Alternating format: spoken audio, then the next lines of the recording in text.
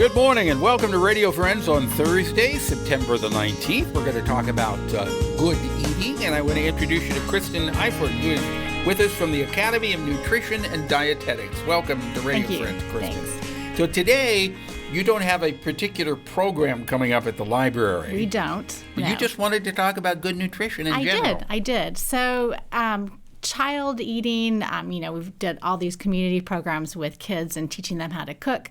I just have a passion for feeding healthy families. And so today I just wanted to talk about what if you have a picky eater in your household? Mm-hmm. So how do you deal with that? And how do you encourage that picky eater to develop lifelong good eating habits? Right. Because if you're a picky eater when you're a kid, a lot of times that will stay with you through adulthood, right? Depending on how the adults in your household treat you, honestly. Yeah. So I through my education, had child nutrition classes. I taught child nutrition classes, but not until I actually had a child who was a picky eater did really come into practice. So how do you overcome that? So I love the philosophy of a dietitian named Ellen Satter.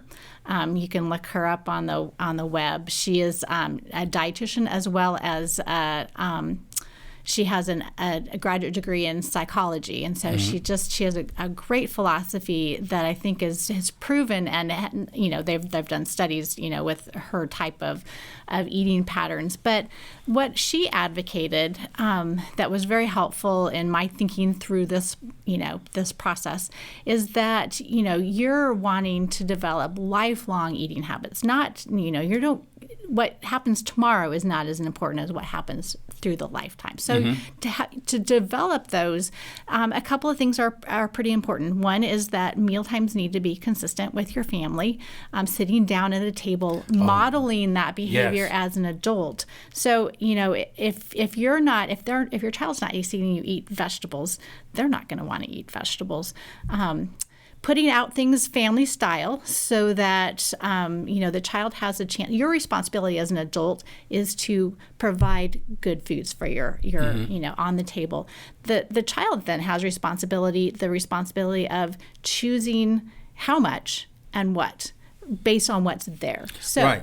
And you said sitting down and eating dinner or breakfast or lunch, eating your meals together as a family is so mm-hmm. important. That is, and that's something that a lot of families are getting away from this day and age. I remember when I was growing up, we ate dinner as a family. We waited till my father came home. Mm-hmm.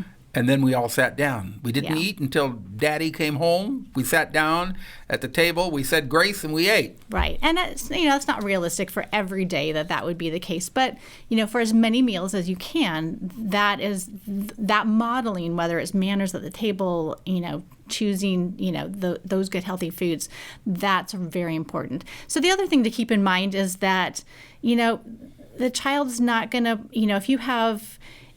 so the idea is if you have a couple of things at each meal that you think are the child could be successful in, that's a good meal. So they may not choose to have everything that's there. They're not going to starve.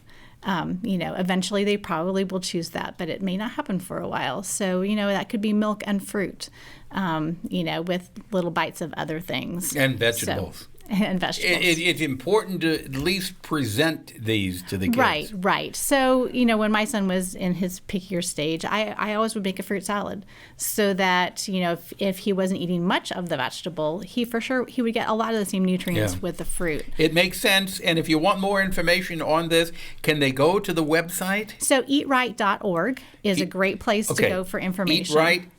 Kristen Eiffert, thank you so much for coming by from the Academy of Nutrition and Dietetics. Again, if you want more information, the website would be eatright.org, and you should be able to get everything that you need to help a picky eater kid start eating well. All right? Now, I want to introduce you to Kate Basi. Good to have you here, Kate. Thank you. You're here to tell us about a family concert for Down syndrome, right? Yes. My family is a family of musicians. I have my degrees in music. My husband has been playing since he was knee-high to a duck. And now our kids are doing that as well. And we have a daughter with Down syndrome who is 12 years old. And for the last several years, we've been doing a family concert. It started out with just me doing a recital on my flute, and it has gradually been expanding. And so this year, almost the whole family is getting in on the action. So the concert is to raise, first of all, to raise awareness and then to raise money. Right? Yes, this will be our second year for having a Step Up for Down Syndrome walk, which raises money in order to provide services to the central Missouri area. So social opportunities for older kids and for young adults and for older adults with Down syndrome, which is really hard to come by. Support for families, educational conferences, just general opportunities for people with Down syndrome in the area, education for families. How many people in our area have Down syndrome? We don't actually have that information yet because we have been kind of existing in a vacuum for a long time where we haven't been able to find each other. So part of what the Central Missouri Down Syndrome Guild is hoping to do is to identify the population and really get everybody involved. There's not an organization in Central Missouri that deals. There is now, but we've been sort of an informal. For several years, we were just a group of parents who got together and did things on our own, and then Kansas City has come in and sort of organized the whole process, and they're providing staffing now and things like that. So it is official now. It is official now, and we're just in the growth process. All right. So where is this family concert going to be? It's called Fairy Tales in Faraway Places, and it's going to be held at Our Lady of Lourdes Catholic Church, which is at 903 Bernadette Drive, right across from the mall. So you're going to have it in the sanctuary of the church? In the church? Sanctuary, yes, indeed. And we will have Pirates of the Caribbean, the Moonlight Sonata. I'll be playing a flute sonata, or part of a flute sonata that's based on the Little Mermaid fairy tale. My son is playing The Lord of the Rings, which is really something to hear. And my daughter, who has Down syndrome, is going to sing Beauty and the Beast with her brother. Oh, how wonderful. How wonderful. And this will be when? Sunday the 22nd. Sunday, September 22nd? September 22nd at 1:30 p.m. Okay, and that will be at Our Lady of Lourdes Church. How much are the tickets? It's free admission. We'll just take up a collection. A donation. Yeah. Okay, and you're hoping that you'll raise how much? Well, we would love to raise several $1,000s. All right. I wish you the very best of luck. Mark it on your calendar. Again, the date is? September 22nd, 1:30. At 1:30 at Our Lady of Lourdes. It's free, but there will be a free will collection, and if you go, give freely. And you'll enjoy yourself, too, I'm sure. That's certainly what we hope for. All right, Kate, thank you so much for coming by. Thank you. Tomorrow, MU Theater and Mo Track and Field. Have yourself a nice day. Bye-bye.